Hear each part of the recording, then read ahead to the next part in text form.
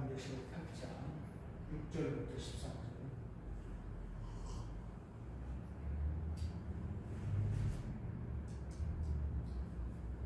6절부터 13절 함께 보시겠습니다.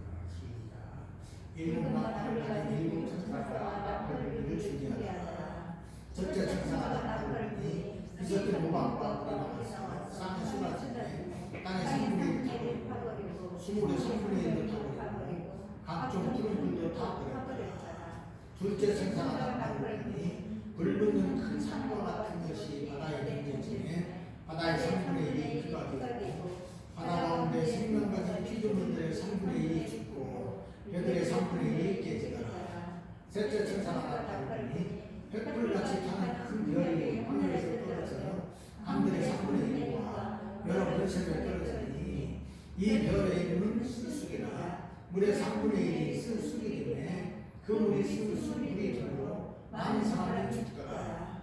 넷째 천사가 나팔을 부니 해 3분의 1과 달 3분의 1과 별들의 3분의 1이 타격을 받아 그 3분의 1이 어두워지니 낮 3분의 1은 비춤이 없고 밤도 그러더라. 내가 또 보고 들으니 공중에 날아가는 독수리가 큰 소리를 내리되 땅에 사는 자들에게는 아가 있으니 이는 새 천사들이 부르야 할 나팔 소리가 남아있음이로다 하더라. 아멘. 오늘 정부의 나팔 소리입니다. 이렇게 우리가 사는 세상에는 재앙이 참 많은 것 같습니다. 며칠 전 지난주 7일이었습니다. 인도 그 북부 히말라야 산맥에 있는 그곳에서 이제 그 빙하가 떨어져가지고 강물을 덮쳤습니다. 그래가지고 강이 뭉쳐가지고 밑으로 계속 뭐 쓰나미 같은 강물이 흘러가지고 그 밑에서 이제 수렵된 공사를 하던 사람들, 주변에 있는 사람들 다 덮쳐가지고 200명이 실종됐다 이렇게 이야기를 합니다. 오늘 새벽에는 어제 저녁이죠. 시간으로 따지면 그저께 뭐 저녁 11시 8분인가 그쯤 돼가지고 일본에 또 이제 후쿠시마 앞바다에 큰 강진이 발생을 했는데 7.1도의 강진이 발생했다. 아주 큰 것은 아니니까 쓰나미까지는 발생을 하지 않았지만 그것으로 인해서 좀 어려움이 많고 또 많은 다친 사람이 생겼다. 아침에 이렇게 2시에 보도되는 것을 보았습니다. 2011년 뭐 한 10년 됐죠. 3월 11일 날 우리가 4학년 때로 일본에 큰 쓰나미가 있었습니다. 혼슈 그 앞바다 쪽에서 이제 큰 그 지진이 일어났죠. 9.0의 지진이 일어나니까 이제 그 땅이 쉽게 말해 바다 밑에 있는 그 땅이 지각 변동이 일어났죠. 그래가지고 한쪽에 이제 지진이 생기면서 30m, 40m로 치솟아 올랐다 이렇게 이야기합니다.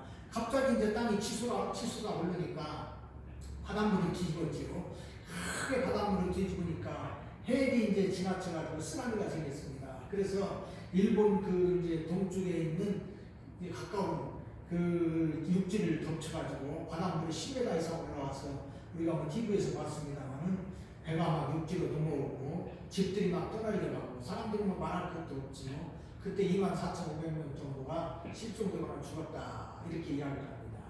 큰 이제 쓰나미 때문에 일어난 일이죠. 뿐만 아니라 후쿠시마 원전이 이제 그렇지 피해를 봤죠. 그래가지고 그 이제 냉각수가 이제 멈추고 막 그래서 그 원자로에서 생긴 그 이제 그 방사선이 바다로 이제 이렇게 배출되고 또 이제 그걸 뭐 바다로 흘려보내야 된다. 그런 일 때문에 우리나라도 이제 김장을 하고 그런 일이 있었던 것을 보게 됩니다. 자연재해가 사람들에게 많은 피해를 주는 것이 사실입니다. 그래서 피해를 주고 사람들을 죽게 만들지요. 우리가 사는 이 세상은 완전한 세상이 아닙니다.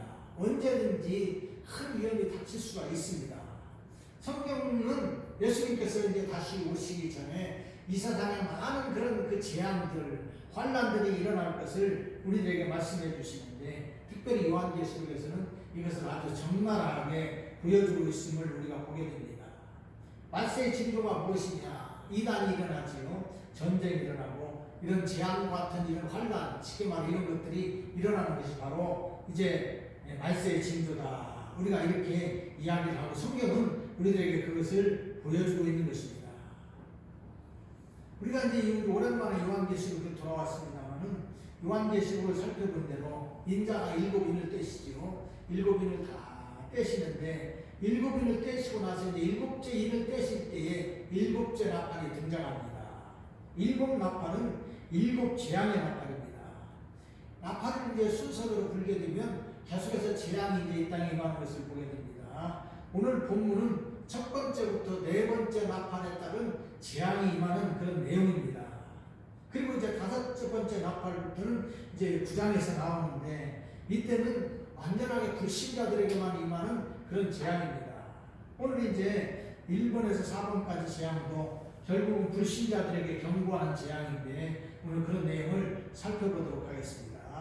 첫 번째, 피 섞인 우박과 불의 재앙입니다. 7절에 보니까 첫째 천사가 나팔을 부니 피 섞인 우박과 불이 나와서 땅에 쏟아지매 땅의 3분의 1이 타버리고 수목의 3분의 1도 타버리고 각종 푸른 풀도 다 타버렸더라. 아멘. 여기 보니까 첫 번째 천사가 나팔을 부니까 피 섞인 우박 불이 나와서 땅을 쏟아지니까 이 땅의 3분의 1이 다 타버렸다. 수목에 또 각종 푸른 풀, 수목이니까 다 이제 포함되기도 하지만 하여튼 푸른 풀까지 3분의 1이 다 타버렸다. 이렇게 말씀을 하고 있습니다. 피는 이스라엘 백성들이 애굽에서 이제 나와가지고 애굽에서 나올 때 하나님께서 애굽에 첫 번째 재앙을 내리실 때 피의 재앙을 내리셨습니다. 모든 물이 다 피로 변하니까 애굽 사람들이 물을 마실 수가 없어가지고 힘들어했던 그런 일이 있었습니다. 그리고 이제 우박은 일곱 번째로 애굽에 대한 내린 재앙이었습니다. 우박으로 인해서 이제 모든 초목들이 다 해를 받고 밖에 있는 짐승들도 죽임을 당하고 어려움을 당했던 것을 보게 됩니다. 우리나라에도 가끔 우박이 내려가지고 이제 농작물에 피해를 주는 경우가 있습니다. 4월달, 5월달에 우박을 내리는 경우가 가끔 있어요. 근데 우리나라에서 내리는 우박은 이제 큰 우박이 아니라 조그마한 우박이 내리니까 그렇게 많은 어려움을 주진 않는데 이제 성경에 보면 정말 큰 우박이 내려가지고 많은 어려움을 더하는 경우가 있는 것을 보게 됩니다. 달걀만한, 계란만한 그런 우박이 내린다면 이 땅에는 엄청난 피해가 일어날 것입니다. 성경에 보면 여호수아가 가나안 땅을 정복할 때 일입니다. 이제 이스라엘과 화친한 기브온 사람들이 있었죠. 이제 이게 가나안 정복 전쟁을 하면서 기브온 사람들이 피를 내가지고 이제 원대에서 온 것처럼 여호수아와 그 백성들을 속이고 이 화친을 했습니다. 물론 이제 화친을 하고 나서 하나님 앞에 맹세하고 화친을 했기 때문에 더 이상 어찌할 수 없는 상태가 이제 되었습니다. 그래서 이제 이 기브온 사람들과 한편이 되었죠. 그러다 보니까 이 기브온 사람들 주변에 있는 많은 사람들이, 많은 나라들이 기브온 사람들을 이제 죽이려고 하는 전쟁을 일으킨 것이죠. 그런 이제 전쟁을 일으킬 때에 기브온 사람들이 급하게 여호수아에게 기별을 보냅니다. 여호수아가 길갈에서 군사들을 이끌고 이제 계속 예루살렘 쪽으로 올라갑니다. 단번에 올라가가지고 이제 전쟁을 해서 예루살렘, 헤브론, 라기스 이런 연합군 왕들을 쳐부수고 계속해서 추격했습니다. 그런데 그때 갑자기 하면서 큰 우박이 되어가지고 이 가나안 적군들을 이제 하나님께서 쳐부수는 장면이 나오는데 하나님은 놀라운 능력으로 큰 우박이 내렸습니다. 여호수아 10장 11절에 보니까 여호와께서 하늘에서 큰 우박덩이를 아세가에 이르기까지 내리시매 그들이 죽었으니 이스라엘 자손의 칼에 죽은 자보다 우박에 죽은 자가 더 많았더라. 아멘. 하나님께서 큰 우박을 내려가지고 가나안 적군들을 이렇게 죽였습니다. 이스라엘 사람들의 칼에 죽은 자보다 우박에 죽은 자가 더 많았다. 이렇게 성경은 말씀하고 있습니다. 하나님께서 우박의 재앙을 내리니까 적군들이 많이 죽었다는 말씀입니다. 많은 해를 끼친 것을 보게 됩니다. 첫 번째 나팔을 불 때 이런 피 섞인 우박이 하늘에서 내린다. 성경님들에게 말씀해주고 있는 것입니다. 그리고 또 보니까 하늘에서 불이 내렸다. 이렇게 말씀을 하고 있습니다. 불이 무엇입니까? 악한 도시 소돔과 고모라를 태울 때에 하늘에서 유황과 불이 내렸다. 다시 말해서 유황불이 내렸다. 성경이 이렇게 말씀하고 있는데 유황불로 인해서 소돔과 고모라가 다 타버리고 말았습니다. 이와 같이 첫 번째 나팔을 불 때 첫 번째 재앙이 임하게 되는데 우박과 불을 내려서 땅의 3분의 1을 태우고 수목과 풀의 3분의 1도 다 태운다고 말씀하고 있습니다. 이런 재앙이 임하면 사람들은 많은 어려움을 겪게 될 것입니다. 이것이 바로 첫 번째 재앙, 나팔의 재앙입니다. 그리고 이제 두 번째 나팔을 불 때에 바다의 3분의 1이 해를 보는 재앙이 임합니다. 8절 9절 말씀입니다. 둘째 천사가 나팔을 부니 불붙는 큰 산과 같은 것이 바다에 던져지네 바다의 3분의 1이 피가 되고 바다 가운데 생명 가진 피조물들의 3분의 1이 죽고 배들의 3분의 1이 깨지더라. 아멘. 두 번째 나팔을 불 때 두 번째 재앙이 임하는 거예요. 불붙은 큰 산과 같은 것이 바다에 던져졌다 이렇게 말씀을 하고 있습니다.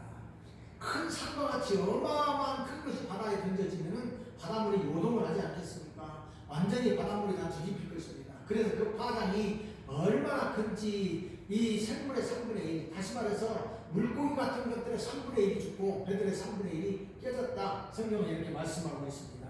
말세에는 어마어마한 이 재앙들이 일어난다는 말씀입니다. 이것은 바벨론 석과 같은 것이 바다에 던져졌다 이렇게 이야기하기도 합니다. 바벨론이 멸망했다 말을 하기도 하는데 어찌 됐든 간에 어마어마한 물체가 바다에 던져지니까 큰 해일과 쓰나미가 일어나서 생물이 죽고 배가 깨지는 그런 일이 일어난다는 말씀입니다. 앞에서 이제 일본의 쓰나미 재앙을 한번 말씀드렸는데 이거보다도 더 큰 쓰나미 같은 재앙이 발생해서 큰 해를 끼치는 그런 날이 임한다는 것입니다. 바로 이런 것들이 말세의 일들이라는 말씀입니다. 그리고 나면 이제 세 번째 재앙의 나팔이 나오지요. 세 번째 나팔을 불 때 큰 별이 하늘에서 떨어져서 물을 쓰게 만들었다 말씀하고 있습니다. 10절 11절 말씀입니다. 셋째 천사가 나팔을 부니 횃불같이 탄 큰 별이 하늘에서 떨어져 강들의 3분의 1과 여러 물샘에 떨어지니 이 별의 이름은 쓴쑥이라 물의 3분의 1이 쓴쑥이 되매 그 물이 쓴물이 되므로 많은 사람이 죽더라. 아멘. 옛날 사람들, 고대 사람들은 하늘에서 별이 떨어지거나 유성이 떨어지면 이제 멸망의 징조다 이렇게 생각을 했습니다. 그리고 성경에서도 인간들의 임할 큰 고난이나 심판에 대한 예언의 말씀을 주실 때에 떨어지는 큰 별로 상징되고 있는 것을 보게 됩니다.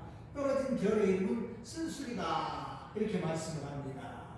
쓴쑥이 무엇이냐? 슬픔과 고통의 상징입니다.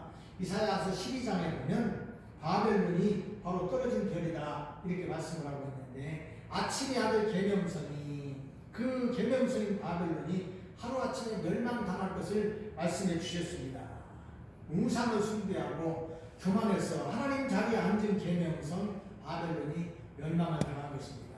그러므로 우상을 숭배하는 자들은 이와 같이 던져져서 심한 고난의 쓴물을 마시게 된다는 것을 우리들에게 말씀해 주고 있습니다.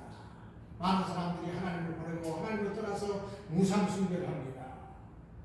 그러다 보면 그들은 쓴물을 마시게 되고 죽음의 길로 가게 된다는 것을 우리들에게 말씀해 주고 있습니다. 앞에서 이제 두 번의 재앙이 자연의 재앙이라면 세 번째 재앙부터는 바로 사람들에게 피해를 주는 인명의 그런 어떤 피해가 일어나는 재앙이 일어난다는 말씀입니다. 그러므로 이런 재앙을 보면은 속히 회개하고 하나님 앞에 돌아오라고 하나님께서는 성경을 통해서 우리들에게 말씀해 주시는 경고의 나팔소리입니다. 그리고 네 번째 재앙이 또 나오지요. 네 번째 재앙은 해와 달과 별들의 3분의 1이 타격을 받아서 그 빛을 잃는다는 말씀입니다. 12절 말씀입니다. 12절. 넷째 천사가 나팔을 부니 해 3분의 1과 달 3분의 1과 별들의 3분의 1이 타격을 받아 그 3분의 1이 어두워지니 낮 3분의 1은 빛이 없고 밤도 그러하더라. 아멘. 네 번째 재앙을 불 때에 어둠이 임했습니다. 어둠이 임하는 것은 재앙의 날이죠. 물론 출애굽 때도 이런 일이 있었습니다. 아홉 번째 재앙, 바로 이 재앙이 어둠의 재앙이죠. 하나님께서는 당신의 백성들을 내보내지 않는 애국을 향해서 아홉 번째 재앙을 주시는데 어둠의 재앙을 주셨습니다. 3일 동안 어둠이 임했다. 성경은 말씀하고 있죠. 더듬을 만한 어둠이 임해서 사람들이 도저히 빛이라고 없기 때문에 일어날 수가 없습니다. 활동할 수가 없으니까 자리에 누워서 3일 동안 지냈다. 성경은 말씀하고 있습니다. 어둠, 바로 이것은 큰 재앙이지요. 우리 주님께서 십자가에서 돌아가실 때에도 이런 큰 어둠이 3시간 동안 임했다고 성경은 말씀하고 있는데 그 해도 빛을 잃어서 세상에 어둠이 임했습니다.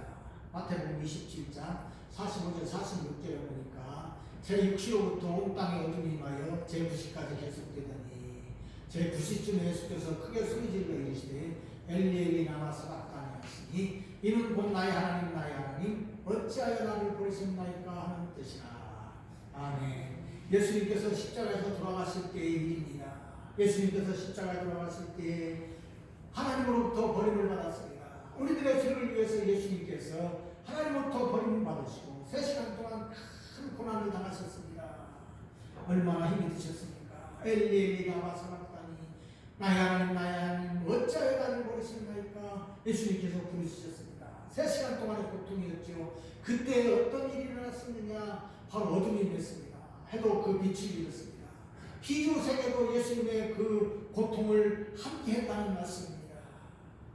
그래서 땅이 3시간 동안 어둠이 임했다. 이렇게 성경은 우리에게 말씀해주고 있습니다. 이와 같이 해와 달과 별의 3분의 1이 타격을 받아서 어둡게 되는 날이 이른다는 말씀입니다. 이 어둠은 저주의 어둠이고 재앙입니다. 이 재앙 이후에 우리 주님 다시 오시는 그날이 날 것입니다. 그러므로 예수님을 믿지 않는 자들은 이런 재앙이 임하는 것을 보면 속히 회개하고 우리 주님께로 돌아오라고 하는 것입니다. 하나님께서 세상의 심판에 있기 전에 회개할 기회를 주시기 위해서 재앙을 내리신 것입니다. 그러므로 나팔을 불어서 재앙을 내리시는 것은 회개하는 것이기 때문에 이 나팔 소리는 경고의 나팔 소리입니다. 그러므로 4번의 나팔 소리를 듣고 재앙을 보고도 회개하지 않는 사람들에게 더 이상의 기회가 없을 수가 있습니다. 그래서 속히 회개하라고 하나님께서는 경고의 나팔을 부르신 것입니다. 13절 말씀입니다. 내가 또 보고 들으니 공중에 날아가는 독수리가 큰 소리로 이르되 땅에 사는 자들에게 화가 있으니 이는 새 천사들이 불어야 할 나팔 소리가 남아있으리로다 하더라. 아멘. 5번째 나팔부터 이제 천사가 나팔을 불게 되면 큰 재앙이 있게 됩니다. 어마어마하게 더 큰 심한 재앙이 있을 것입니다. 그러므로 하나님께서 회개의 기회를 주실 때 회개하고 돌아오라는 말씀입니다. 이것이 말세를 사는 모든 사람들에게 주시는 하나님의 메시지입니다. 그러므로 우리는 하나님 나라를 바라보고 사는 것입니다. 어둠이 임하고 이 땅에 재앙이 임하고 힘든 일이 생기면 이제 우리 주님 오신 날이 멀지 않았나 보다, 내가 하나님 나라에 갈 날이 멀지 않았나 보다 생각하면서 주 예수의 어서 오시옵소서 이렇게 우리 주님을 바라보며 살아가는 것입니다. 이것이 바로 믿음의 사람들의 삶입니다. 오늘 나팔의 경고를 보면서 오늘을 사는 우리는 무엇이 중요한지를 살펴보게 됩니다. 사실 우리가 사는 세상은 고난의 연속이기도 합니다. 우리들은 사람들은 늘 그렇게 바라봅니다. 오늘보다 내일이 낫겠지. 그리고 올해보다는 내년이 낫겠지. 이렇게 앞날을 바라보면서 소망을 가지고 살아갑니다. 그러나 이 세상에는 소망이 없습니다. 우리가 보기에 세상을 보면서 이렇게 경제가 발달하고 문명이 발달하면 좋은 세상인 것 같지만 결코 사람들에게 행복과 만족을 주지 못합니다. 그러기에 우리가 무엇을 생각해야 됩니까? 하나님은 우리에게 형통한 일도 주시고 복도 주시지만 때로는 어려운 일도 우리에게 있다는 말씀입니다. 물론 우리에게만 어려움이 있는 것은 아니고 세상 모든 사람들에게 다 주시는 어려움이기도 합니다. 그런데 사람이 어려움을 당하다 보면 2가지로 나타납니다. 제일 먼저는 어려움을 당하면서도 회개할 줄 모르는 사람이 있습니다. 이런 사람은 구제불능이죠. 어려운 일을 주고 고난을 주는데 하나님 앞에 돌아오지 않는다면 이 고난이 무슨 소용이 있겠습니까? 그냥 고생은 그 고생으로 끝나고 마는 것입니다. 이런 사람들은 도저히 어쩔 수 없는 사람들이죠. 그러나 또 다른 사람이 있습니다. 어려움을 만나고 이제 그런 일들이 있을 때마다 즉시 회개하고 하나님을 찾는 사람이 있습니다. 그래서 어떤 어려움 속에서도 믿음을 지키는 사람들이지요. 이 사람이 바로 확실한 믿음을 가진 사람입니다. 먼저 우리가 욥의 고난을 생각하게 됩니다. 욥보다도 더 고난 당한 사람 많지 않겠지요. 물론 욥의 고난은 짧은 고난이었을지 모르겠습니다. 그러나 그럼에도 불구하고 욥은 많은 고난을 당했습니다. 큰 부자가 하루아침에 재산을 다 잃었습니다. 그것도 너무나도 슬픈 일인데 자기가 살아있는 동안에 아들, 딸이 다 죽었습니다. 한 사람만 죽은 것이 아니고 아들 7명, 딸 3명 하루아침에 다 죽었습니다. 얼마나 큰 슬픔이고 얼마나 큰 난방이 되겠습니까? 참으로 힘든 일이고 비참한 인생입니다. 그것으로 끝나면 좋았을 텐데 그것으로 끝난 것이 아니라 욥의 몸에는 욕창이 생겨서 깨진 질그릇 조각으로 그 몸을 긁어야 하는 그런 비참한 인생이 되었습니다. 이쯤 되면 사람 악에 맞히게 됩니다. 내가 무엇을 잘못해서 내 인생에 무엇이 잘못됐기 때문에 나한테 이런 어려움이 온단 말인가. 참으로 사람이 너무나도 억울한 마음에 악에 맞히게 되는 경우가 많습니다. 그래서 그 광경을 옆에서 지켜보던 욥의 아내가 참지 못하고 욥에게 말합니다. 욥기 2장 9절에 보니까 그의 아내가 그에게 이르되 당신이 그래도 자기의 온전함을 굳게 지키느냐? 하나님을 욕하고 죽어라. 아멘. 당신이 이런 고통을 당하고 어려움을 당하면서도 그래도 당신의 믿음을 지키느냐? 차라리 하나님을 욕하고 죽어버려라. 이렇게 저주하는 것을 보게 됩니다.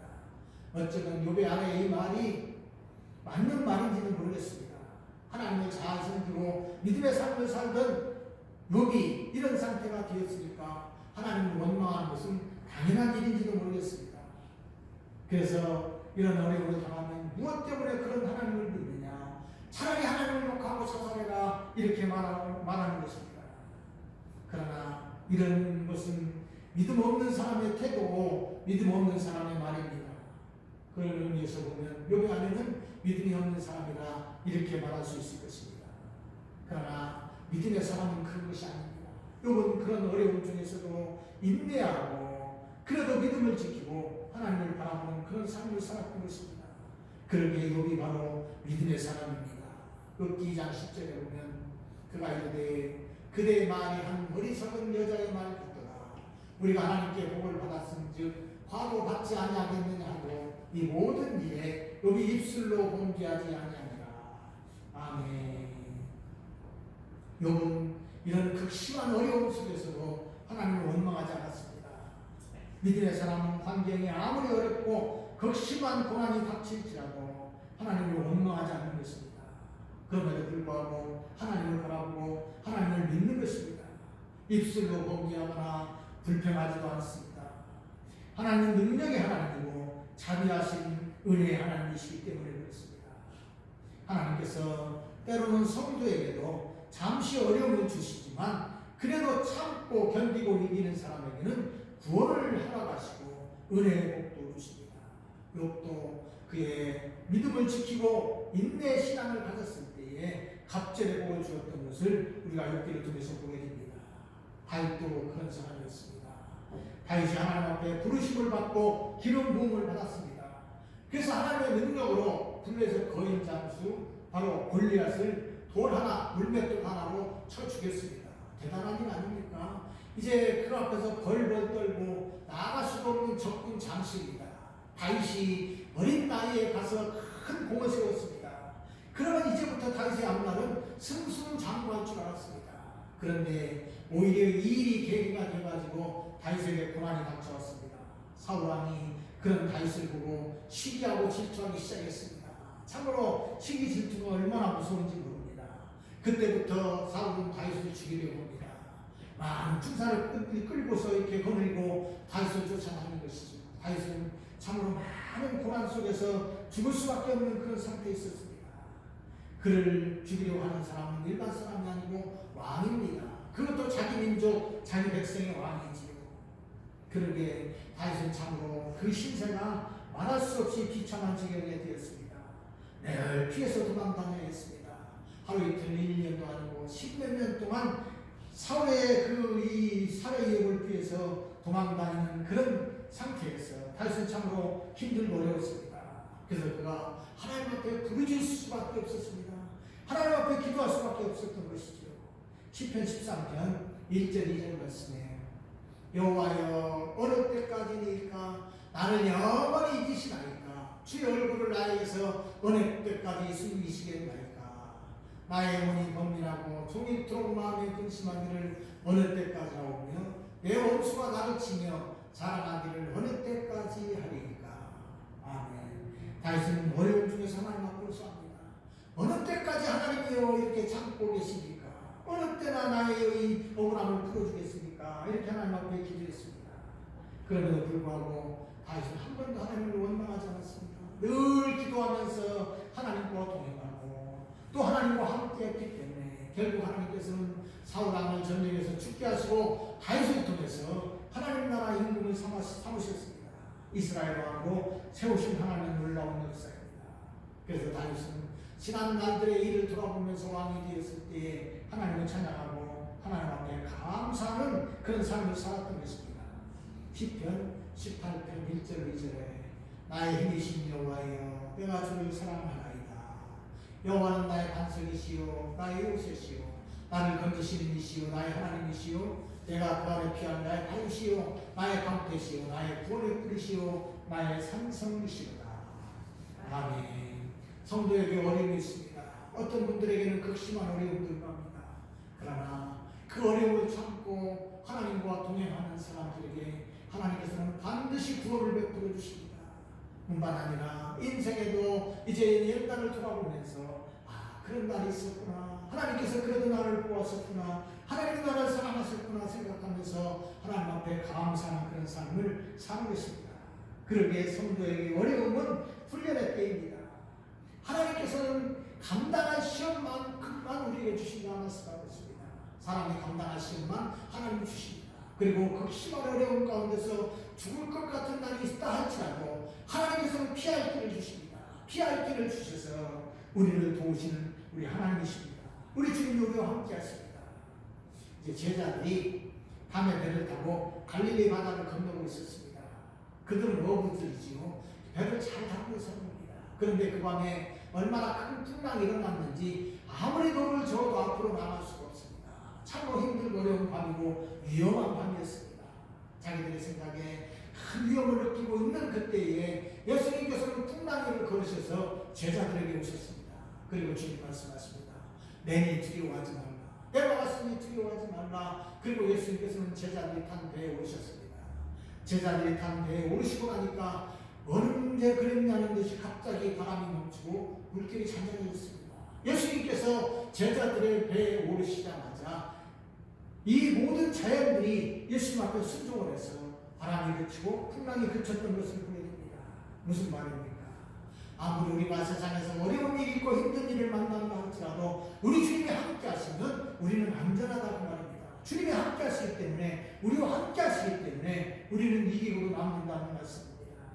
그러니 하나님은 우리를 지켜주십니다. 철저하게 지키시고 보호하시는 우리 하나님이십니다. 이사야 43장 1절 2절 앞을 보면서 우리가 같이 천천히 함께 읽겠습니다.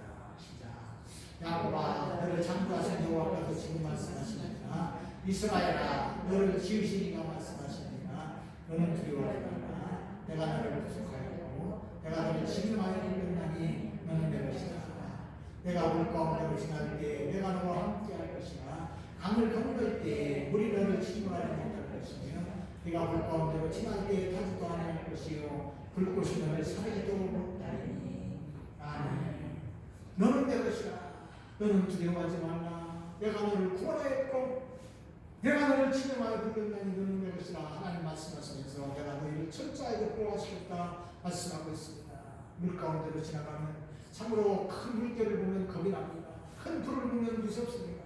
그럼에도 불구하고 하나님이 우리와 함께 하시고 너를 지키실 것입니다. 걱정하지 마라, 염려하지 말라 우리에게 말씀해 주십니다. 하나님이 우리와 함께 하시기 때문에 그렇습니다. 우리를 구원하시는 하나님은 우리 아버지가 되십니다. 그리고 우리를 철저하게 지키시고 우리와 함께 하십니다. 그러므로 우리는 찬송의 삶을 사는 것입니다. 감사의 찬송을 드려야 됩니다. 시편 13편 5절 6절에 보니까 나는 오직 주의 사랑을 의지하여 싸우니 나의 마음은 주의 구원을 기뻐하리라. 내가 여호와를 찬송하리니 이는 주께서 내게 은혜를 베푸시니로다. 아멘. 하나님 우리와 함께 하시면 됩니다. 하나님 우리와 함께 하시면 우리는 안전합니다. 문제는 하나님과 우리와의 관계지.